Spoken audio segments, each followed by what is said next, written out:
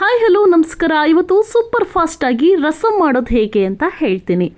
ಮೊದಲಿಗೆ ಒಂದು ಮಿಕ್ಸಿ ಜಾರ್ಗೆ ಶುಂಠಿ, ಬೆಳ್ಳುಳ್ಳಿ 4 ಎಸಳು, ಪುದೀನ, ಅದಾದಮೇಲೆ ಸ್ವಲ್ಪ ಕೊತ್ತಂಬರಿ ಸೊಪ್ಪು, ಜೊತೆಗೆ ಗೊತ್ತಲ್ಲ ಈರುಳ್ಳಿ, ಟೊಮೊಟೊ ಇದೆಲ್ಲವನ್ನ ಹಾಕ್ಕೊಳ್ಳಿ. ಆಮೇಲೆ ಉಳಿದಿದ್ದು ಪಳ್ದಿದ್ದೆಲ್ಲ ಹಾಗೆ ಬಳ್ದು ಹಾಕೋಬಿಡಿ, ಯಾಕಂದರೆ ವೇಸ್ಟ್ ಮಾಡೋದು ನಮ್ಮ ಕ್ಯಾಟಗರಿ ಅಲ್ವಲ್ಲ. ಆಮೇಲೆ ಇದನ್ನು ಸ್ವಲ್ಪ ಪೆಪ್ಪರನ್ನ ಹಾಕೊಳ್ಳಿ, ಟೇಸ್ಟ್ ತುಂಬ ಚೆನ್ನಾಗಿ ಬರುತ್ತೆ. ಅದಾದಮೇಲೆ ಧನಿಯಾ ಪೌಡರ್ 2 ಸ್ಪೂನ್, ಖಾರದ ಪುಡಿ 1 ಸ್ಪೂನ್, ಜೊತೆಗೆ ಒಂದು ಅರ್ಧದಿಂದ 1/4 ಲೋಟ ನೀರು ಹಾಕ್ಕೊಳ್ಳಿ. ಯಾಕಂದರೆ ಈ ಗ್ರೇವಿಗೆ ತುಂಬ ಮುಖ್ಯ ಆಗಿರೋದು ಸ್ವಲ್ಪ ಗಟ್ಟಿ ಬೇಕಾಗತ್ತೆ.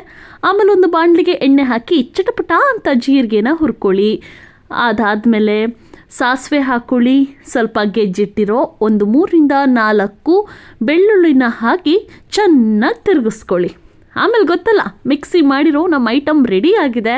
ಹಾಗಾಗಿ ಈಗ ಅದನ್ನೆಲ್ಲ ಇದಕ್ಕೆ ಹಾಕ್ತಾ ಇದ್ದೀವಿ. ಸೊ ಇದನ್ನು ನೋಡ್ತಾ ಇದ್ದರೆ ನಮಗೊಂಥರ ಚಟ್ನಿ ಫೀಲ್ ಬರುತ್ತೆ, ರಸಮ್ ಅಂತ ಅನ್ಸೋದೇ ಇಲ್ಲ.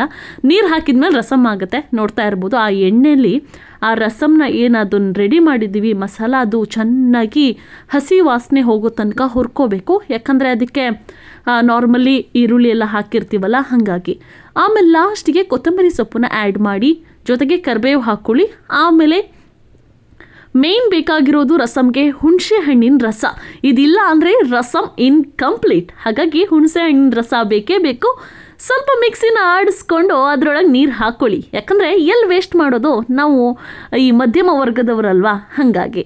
ಆಮೇಲೆ ಚೆನ್ನಾಗಿ ನೀರು ಹಾಕ್ಕೊಂಡು ಎಷ್ಟು ಬೇಕೋ ಅಷ್ಟು ಹದ ಇಟ್ಕೊಂಡು ಒಂದು 3ರಿಂದ 4 ನಿಮಿಷದವರೆಗೂ ಕುದಿಯೋದಕ್ಕೆ ಬಿಡಿ. ಆಮೇಲೆ ಸ್ವಲ್ಪ ಉಪ್ಪು ಜೊತೆಗೆ ಚೆನ್ನಾಗಿ ತಿರುಗಿಸಿ ಸ್ವಲ್ಪ ಬೇಯಿಸಿ. ರೆಡಿ ಆಗುತ್ತೆ ನಿಮ್ಮ ಫೇವ್ರೆಟ್